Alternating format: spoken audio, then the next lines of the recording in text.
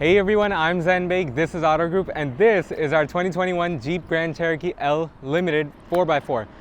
Yeah, it's a really long name, but let me tell you what that means. So the Jeep Grand Cherokee, this newest generation, the WL, the Grand Cherokee is the full-size Cherokee model. You could also get a non-Grand Cherokee one. It's a much smaller car. It's different. This is the real off-roading type of, luxurious one.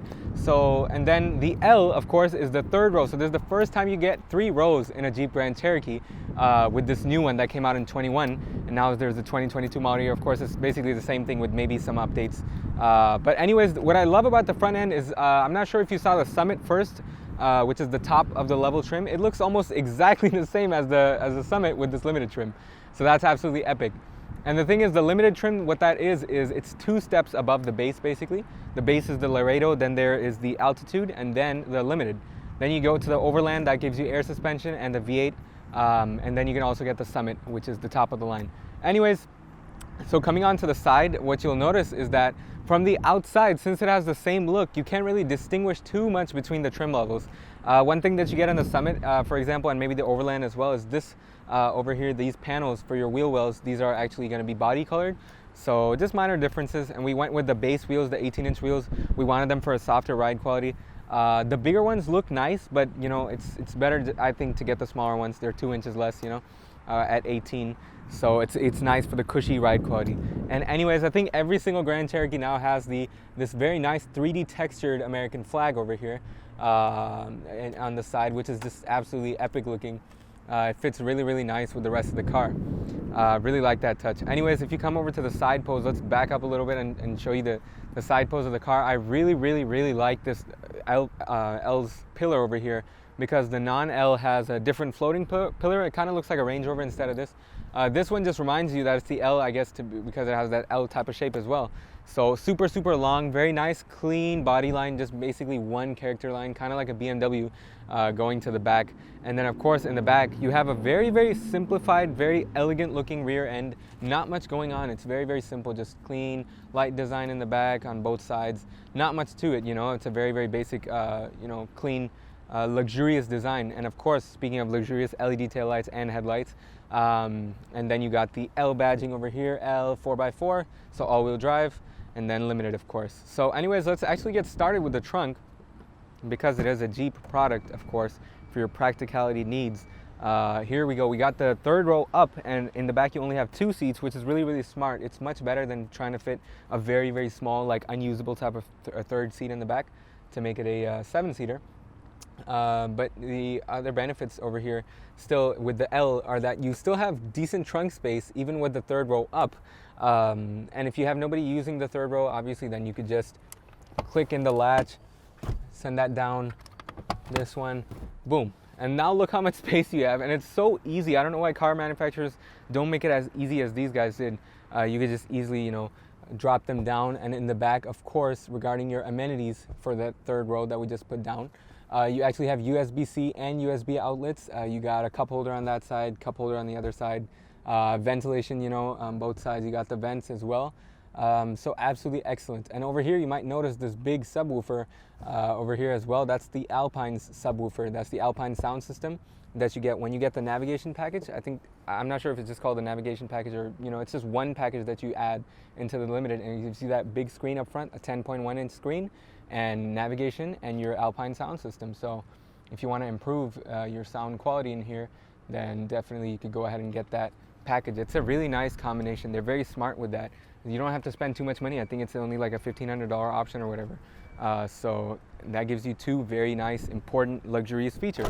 Okay, so in the interior now of the Grand Cherokee, as you can see, it's a black interior. It's very, very nicely done with this contrast stitching on the dashboard. For example, it has white stitching over here, which is a really, really, really nice touch. Just to kind of brighten up the interior. And the roof, I think, this is maybe called macchiato beige for the roof line. It kind of looks like a silverish beige tone, kind of just to, I guess, brighten up the interior. It's a nice touch, that type of thing that really doesn't matter, honestly. You could have it black or beige like this, I guess. Anyways, since this has the navigation package, it is a 10.1-inch screen. Besides the base, I think it's an 8-inch screen or something like that, 8.4, I think. So let me show you the base navigation system that you get in the car. It's really, really nice. It's quite responsive as well.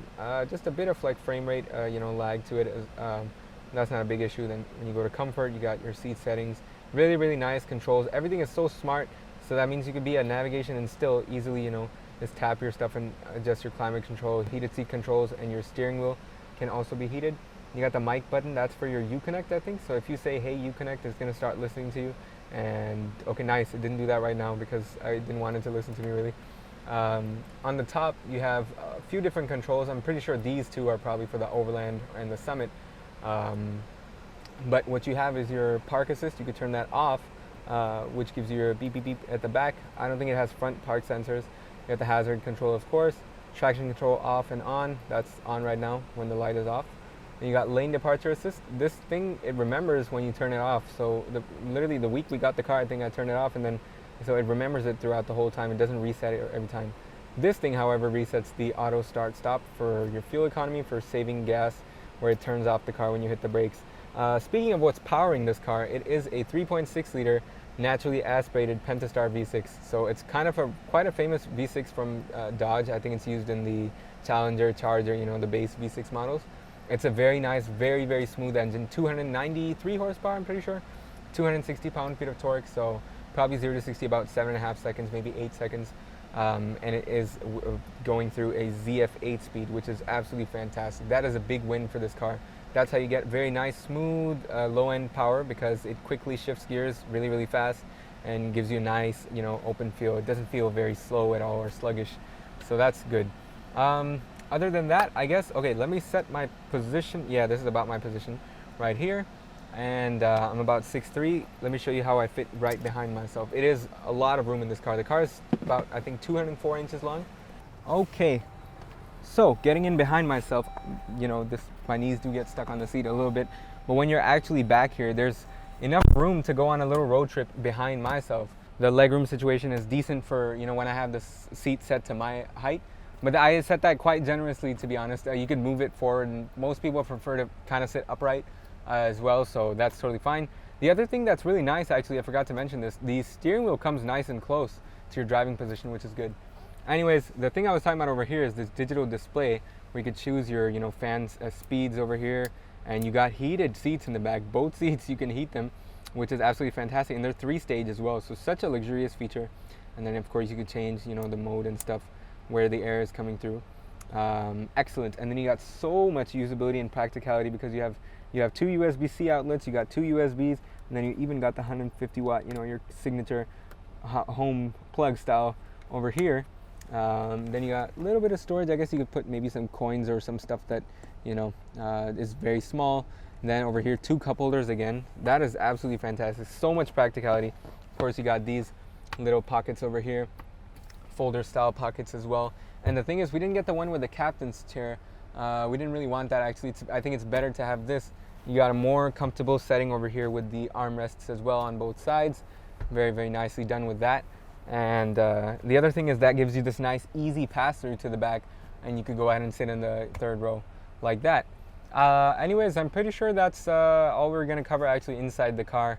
The other thing that I wanted to mention is that this car has the QuadraTrack 1 system for your all-wheel drive system. So that means there's a transfer case in the middle, and it goes 4 high and 4 low, but you can't control that. It just does it automatically. And then it also has something called front axle disconnect, which at highway speeds, maybe for fuel economy, the front axle disconnects and it becomes rear-wheel drive, just to take off a little bit of the drivetrain's load. Okay, so I just put this 3rd row up again, just to show you guys it's really, really nicely spaced and roomy actually. As you can see behind me where I'm sitting right now, there's actually a good amount of legroom in the back. Someone easily could sit over here, especially if they're small, like kids or something. It's more than enough room for them especially, so that's good. I could probably also fit it back there. Actually, I did fit back there once, so I might as well just go ahead and show you that as well. Okay, so obviously, yeah, I'm not gonna have much legroom, but I could still actually fit back here. That's one of the benefits of having 2 seats instead of 3, is the fact that you could actually kind of squeeze back here. And the headrests actually fit really nice, and I still have headroom, which is just amazing in the back. That's actually crazy. I didn't realize that the last time maybe I sat back here. So that's really good. I could just do this, and the whole seat moves forward into this upright position to give me space to leave. Okay, so now we're driving, the Grand Cherokee L. And what's interesting, I didn't even tell you actually why we switched to this car instead of the ES, which is the most, loved by many people actually. That 2016 ES was a lease and it would end this year in the summertime. So just before that, we actually ended it, early with that, and we went ahead and switched to this in February. And I didn't have a video of this car. I actually filmed another video, but it didn't turn out too good for this car. So here I am making it again for this. And it's a big switch, obviously, from going from the Lexus to the Jeep, not just in terms of brand, but also the other thing is the fact that this thing is a whole SUV. But what's the best part about this car, let me tell you, is that it drives like you're driving some sort of Range Rover or something. When I drove this car for the first time, I was just like, wow, this is crazy how good this car is in terms of its luxury. It really, really makes you feel like you're driving an amazing, very luxurious car. So the thing is, right now it's rush. I'll just go ahead and drive over here. Normally, I guess, in normal mode, of course. The throttle response is so sharp and so free, to respond because it is a naturally aspirated car. It feels very, very luxurious and wafty in its push, and the suspension is nice and soft too. What's interesting is that they actually consulted with Alfa Romeo, which is, the maker of my Giulia, of course, because it is a Stellantis product, so owned by the same parent company, I guess. They actually consulted them in regards to how to make the, I think, on-road driving dynamics. So the car has a nice, it's a slow ratio for the wheel, 3 turns lock to lock, but it has nice response and feedback. The wheel is heavy, even in our soft, in our comfort setting that I put it in, and the whole car feels very, very controlled in its suspension. The other thing that's really amazing is the fact that the car isn't a body on frame in the way, it looks like a proper truck, like a very old school masculine, straight, clean design truck that sits really tall. It's actually a unibody chassis underneath with, I think, quite a bit of aluminum as well. So what that does is that it makes the on-road driving characteristics a lot more like a car rather than a SUV. That is one of the best parts about the car.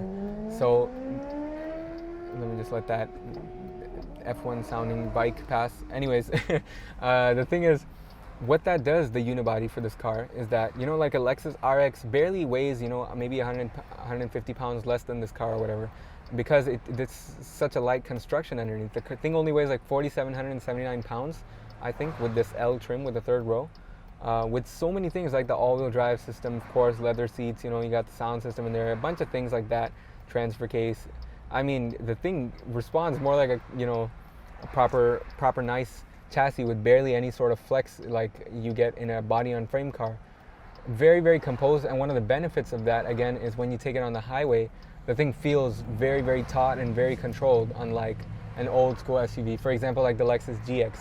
The top, the roof, and it makes it feel like very top-heavy. You don't get that same type of feel in this car. It feels very, very normal and natural to drive. So it's more like a raised car chassis rather than a body, rather than an old school SUV. And it's a lot like a Range Rover in that regard. The other thing is when you get on the gas, the engine is so quiet, and the car has so many nice, like, very solid noises that it makes, like the way for example, I think it's the brake booster or something that makes this very nice, satisfying noise. I can't really probably pick it up on the camera, but it's a nice sound.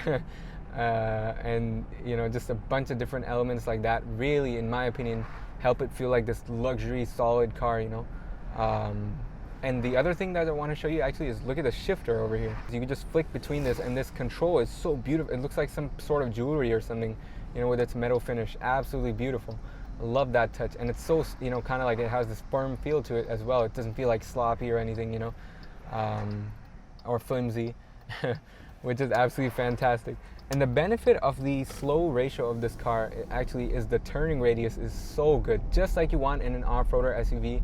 And you can take this, by the way, 100% off-roading. It's not like, it's something that gives you this off-roading look and then it doesn't do anything. It's not like that at all. So, yeah, that's one of the benefits. And over rough pavement, whether we're going over imperfections, the only thing that you could kind of hear is the tires being, kind of having this vibration type of sound effect from them. Because I guess maybe because they're so big, they have such a sidewall. Other than that, I mean, it's just amazing. And the other thing is, for this top, like, really angular looking thing, it's not the most aerodynamic design. It doesn't have a lot of windows at all either, so which is so impressive. And the brake pedal, I'm assuming, I couldn't find any information about this. It should be a brake-by-wire, in my opinion. The way it feels like a brake-by-wire system. It does not feel like a traditional braking system, because it has this firm heft to it, but you kind of get that overly sensitive computerized type of feel, you know, in the inconsistency. It's not the most linear brake pedal. At the end, it kind of gets a little aggressive. And that could be in connection with the way the ZF, I think, goes into neutral when you let off just to save gas. I think it does that in this car just like my Giulia, so that kind of gives you a bit of an abrupt stop rather than a smooth, you know, like engine braking stop. And the other actually thing before we stop with the driving is the hood is so nice and long. I love that. So when you're looking out the front of the car, it has this really, really, really nice effect, which is just absolutely fantastic. Love it. Overall, the time with the 2021 Jeep Grand Cherokee L Limited 4x4 has been absolutely fantastic. There's barely any single gripe I have with the entire car, which is amazing to say the least.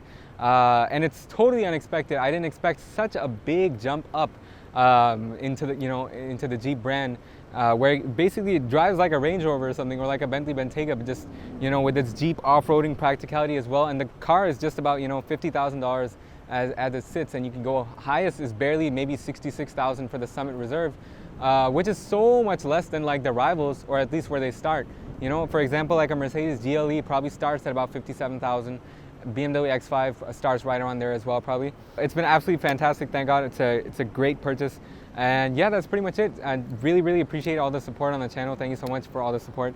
And yeah, this color is, I think, Silver Zenith is what it's called. I thought it was Silver Zenith, but it may be Zenith, I'm not sure. That's the exterior color. In the interior, you could buy black, or you could buy this like a grayish type of, or beigeish color. If you want more interior color options, you have to go to the Summit or the Overland. So anyways, that's pretty much it for the video. Thank you so much for all your support on the channel. That's it. Take care.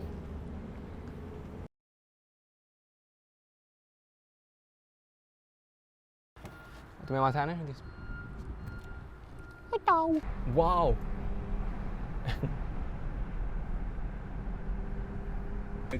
I could probably also fit it back there. Actually, I did fit back there once, so I might as well just go ahead and show you that as well.